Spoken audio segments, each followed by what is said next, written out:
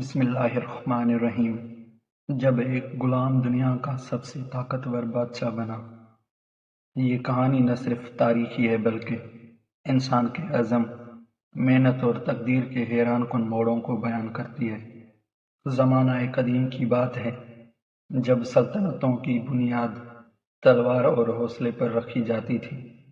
کسی کی طاقت اس کے خاندانی رتبے سے نہیں بلکہ میدان جنگ میں بہادری سے ناپی جاتی تھی۔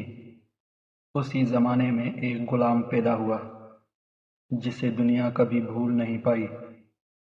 یہ کہانی سلطان ایوبی، سلطان قطب الدین اور سلطان بلال جیسے عظیم غلاموں سے متاثر ہے، مگر ہمارا مرکزی کردار تاریخی واقعات پر مبنی ایک افسانوی امتزاج ہے تاکہ سبق بھی رہے اور جذبہ بھی۔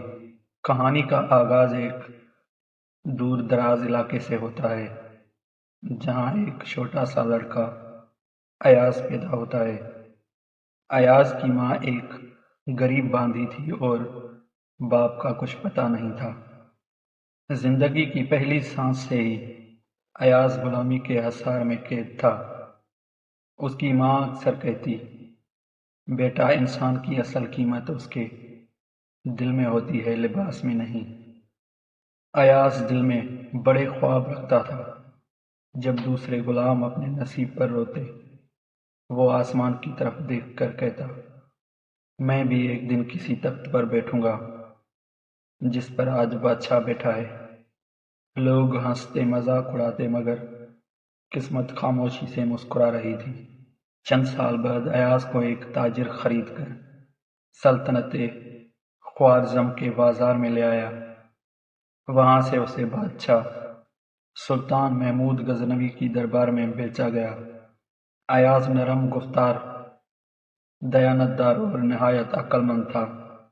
سلطان نے ایک دن دیکھا کہ جب سب غلام کھانے کے لیے جھپٹ رہے تھے، ایاز خاموشی سے دوسروں کو کھانا دے رہا تھا۔ سلطان محمود نے پوچھا، تم خود کیوں نہیں کھاتے؟ ایاز بولا، حضور، میں نے سیکھا ہے کہ جو دوسروں کا پیٹ بھرتا ہے اس کا نصیب خود بھر جاتا ہے۔ یہ جملہ بادشاہ کے دل میں اتر گیا۔ اسی دن سے ایاز کی تقدیر بدلنے لگی۔ ایاز آہستہ آہستہ بادشاہ کے قریب ہوتا گیا۔ اس کی سچائی، وفاداری اور عقل نے سلطان کو متاثر کر دیا۔ وقت گزرا اور ایاز ایک عام غلام سے درباری مشیر بن گیا۔ بعض امیر اور وزراء کو یہ برداشت نہ ہوا۔ وہ اکثر بادشاہ سے کہتے، جہاں پناہ آپ نے ایک غلام کو اتنی عزت دے دی، یہ تو سلطنت کے وقار کے خلاف ہے۔ سلطان محمود مسکرا کر کہتا، ایاز کا دل شاہی ہے، صرف لباس غلام کا ہے۔ یہی جملہ تاریخ میں امر ہو گیا۔ ایک دن سلطان نے سنا کہ ایاز کے کمرے میں ایک پرانا بوسیدہ صندوق رکھا ہے۔ درباریوں نے چالاکی سے کہا، جہاں پناہ، شاید وہ آپ سے کچھ چھپا رہا ہے۔ بادشاہ نے حکم دیا کہ صندوق کھولا جائے۔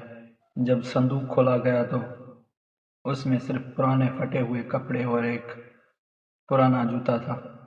سلطان نے حیران ہو کر پوچھا، ایاز، یہ کیا ہے؟ ایاز نے جواب دیا، جہاں پناہ، یہ وہ کپڑے ہیں جو میں نے غلامی میں پہنے تھے۔ میں روز ان پر نظر ڈال کر خود کو یاد دلاتا ہوں کہ میں کہاں سے آیا ہوں، تاکہ غرور کبھی میرے دل میں داخل نہ ہو۔ سلطان محمود کے آنکھوں سے آنسو بہہ نکلے۔ اس نے کہا، ایاز، تم نے ثابت کر دیا کہ تخت ان کے نصیب میں آتا ہے جو عاجزی کو نہیں بھولتے۔ سلطان محمود کے بعد دربار میں کئی تبدیلیاں آئیں، سازشیں بڑھ گئیں، دشمن طاقتور ہوئے، ایاز کے خلاف جھوٹے الزامات لگائے گئے، مگر وہ ڈٹا رہا۔ ایک دن دشمنوں نے غزنی پر حملہ کر دیا۔ ایاز نے قیادت سنبھالی۔ لوگ حیران تھے کہ ایک غلام جنگ کی قیادت کیسے کرے گا، مگر ایاز نے نعرہ بلند کیا، آزادی کے غلام ہی سب سے وفادار سپاہی ہوتے ہیں۔ اس کی قیادت میں فوج نے وہ جنگ جیت لی جسے ناممکن سمجھا جا رہا تھا۔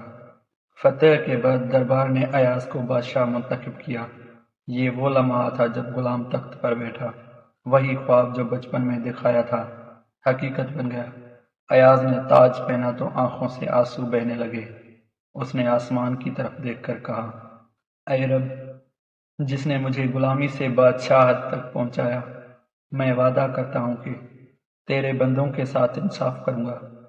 ایاز کی حکومت میں انصاف مشہور ہو گیا۔ اس نے غلاموں کے حقوق بحال کیے، غریبوں کے لیے بیت المال قائم کیا اور ہر ہفتے عام لوگوں سے ملاقات کرتا۔ اس کے دروازے پر لکھا تھا، یہ وہ محل ہے جہاں انصاف خریدنا نہیں پڑتا۔ لوگ کہتے کہ اگر ایاز جیسا بادشاہ ہر دور میں ہوتا تو دنیا میں ظلم کبھی نہ ہوتا۔ ایک دن ایاز کے سامنے ایک بوڑھا غلام لایا گیا جس نے چوری کی تھی۔ ایاز نے پہچان لیا، وہ اسی گاؤں کا تھا جہاں ایاز نے غلامی گزاری تھی۔ بوڑھا روتے ہوئے بولا، اے بادشاہ، بھوک نے مجبور کیا، میں چور نہیں ہوں۔ ایاز کے دل میں درد اٹھا۔ اس نے کہا، میں تجھے سزا نہیں دوں گا بلکہ رزق دوں گا، کیونکہ جسے بھوک ستاتی ہے وہ مجرم نہیں مظلوم ہوتا ہے۔ اس فیصلے نے پورے ملک کو ہلا دیا۔ لوگوں نے کہا، یہ وہ بادشاہ ہے جو رحم سے حکومت کرتا ہے، تلوار سے نہیں۔ ایاز بڑھاپے کے دہلیز پر پہنچا۔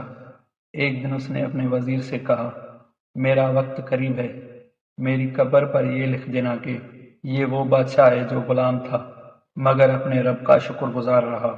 جب وہ وفات پا گیا تو پورا ملک رویا۔ لوگ کہتے تھے، ہم نے کئی بادشاہ دیکھے مگر ایاز جیسا کوئی نہیں آیا۔ ایاز کی کہانی صرف ایک افسانہ نہیں، یہ انسانیت، عزم، عاجزی اور ایمان کا سبق ہے۔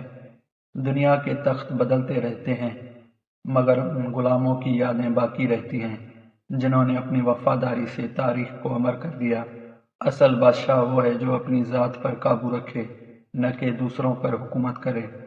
یہ کہانی ہمیں یہ سکھاتی ہے کہ انسان اگر سچائی، محنت اور شکر کے ساتھ زندگی گزارے تو تقدیر اسے غلامی سے بادشاہت تک پہنچا سکتی ہے۔ ایاز صرف ایک نام نہیں، ایک پیغام ہے۔ یہ غلامی کی زنجیر بھی بادشاہی کی بنیاد بن سکتی ہے۔